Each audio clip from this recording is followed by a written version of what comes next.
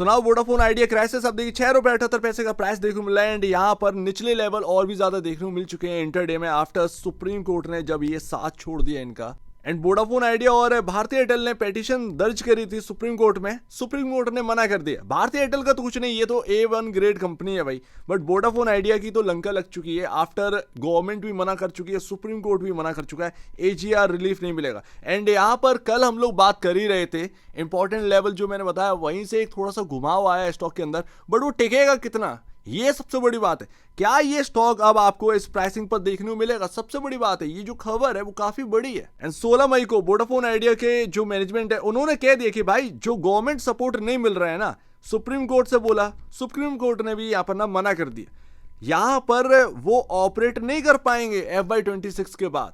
FY26 चल रही है आपकी 31 मार्च 2026 के बाद ये ऑपरेट नहीं कर पाएंगे, ये कंपनी का कहना है।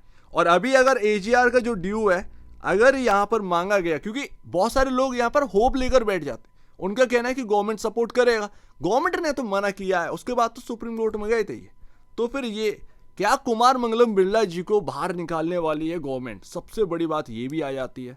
कई सारे मायने हैं जो कि समझना है। अब देखिए कल मैंने आपको एक रेंज सजेस्ट करी थी, देखिए F&O का पार्ट है ना, तो प्रॉब्लम यही आ जाती है कि ये उतार चढ़ाव देखने को मिलेगा। न्यूज़ जो है वो काफ़ी नेगेटिव है एंड जो प्राइसिंग चल रही है ये प्राइसिंग पर कितना आप टिक पाओगे, ये सबसे बड़ी बात है। वोडाफोन आइडिया में एक्चुअल बेसिस पर कुछ ज़्यादा बचा नहीं है, वो कंपनी यहाँ पर कितना पैसा रेज करती है वो पैसा पूरा चला जाता है AGR ड्यू में और यहाँ पर ऑपरेट करने में, तो कुछ बचा नहीं है, कुछ है नहीं। जितना आप ला रहे हैं, आप नए शेयर जारी करोगे, 10,000 प्लस करोड़ का इक्विटी साइज हो चुका है, काफी बड़ा इक्विटी साइज है।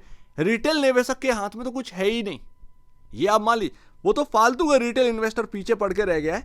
आपके हाथ में अब इतना इक्विटी साइज के बाद आपको मिलेगा क्या, तंबूरा।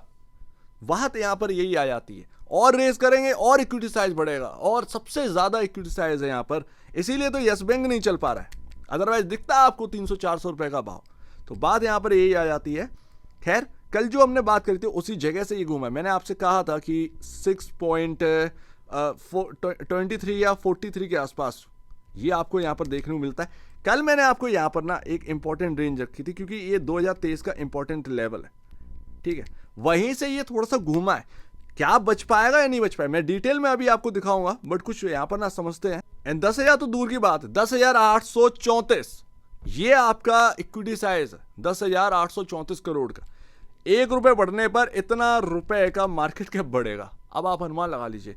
तो ये ना 60 रुपए की जो बात करते हैं, 60 रुपए पर इस कंपनी की जो मार्केट वैल्यू है वो आपका 10 लाख करोड़ के ऊपर, ऑलमोस्ट 11 लाख करोड़ के आसपास का पहुंच जाएगा। वो अभी जियो को भी नहीं मिल रहा, तो समझ रहे हो ना, ये इक्विटी साइज है।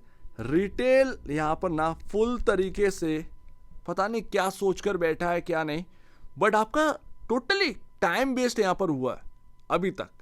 और वो पेनी स्टॉक है ना, इसलिए मोस्टली लोगों को समझ में आता है।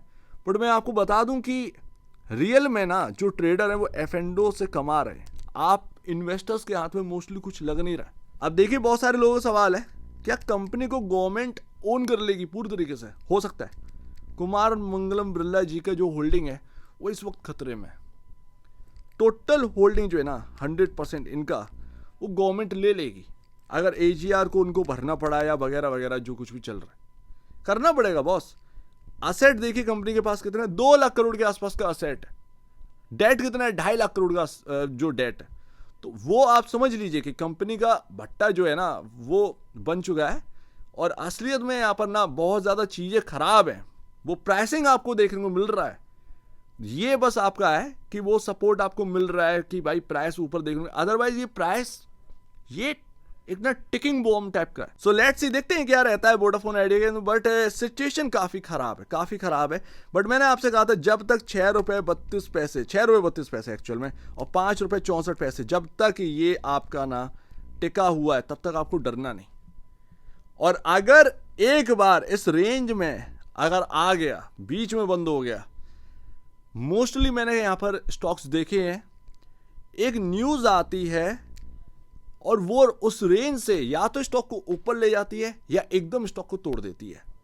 लेट्स सी, देखते हैं वोडाफोन आइडिया में क्या होता है। मेरा तो कोई यहाँ पर ना एक कोई ओपिनियन है नहीं है, जो भी आपको करना वो करिए, क्योंकि वोडाफोन आइडिया की कहानी किसी को नहीं पता क्या होनी है। AGR का ड्यूज जो आप रेज कर रहे हैं वो यहाँ पर ना सब कुछ खर्च हो रहा है, आपका यहाँ पर ना इक्विटी साइज लगातार बढ़ता चला जाए, आगे और इक्विटी बढ़ाओगे वो और यहाँ पर दिक्कत देगा। रिटेल के हाथ में एक्चुअल बेसिस में कुछ है नहीं, F&O का पार्ट है, तो F&O के जो ट्रेडर है वो सब कुछ यहाँ पर ना उनका पैसा बन रहा है, लेकिन इन्वेस्टर के हाथ में कुछ नहीं आ रहा है। सो उम्मीद है काफी कुछ आपको समझ में आया होगा। एक बार निवेश से पहले या बेचने से पहले अपने ब्रोकर एडवाइस से जरूर सलाह लीजिएगा, खुद की स्टडी करेगा, उससे बेहतर कुछ भी नहीं है, खुद की स्टडी मस्ट है। तो आप दीजिए अपडेट देखेंगे बहुत धन्यवाद दोस्तों।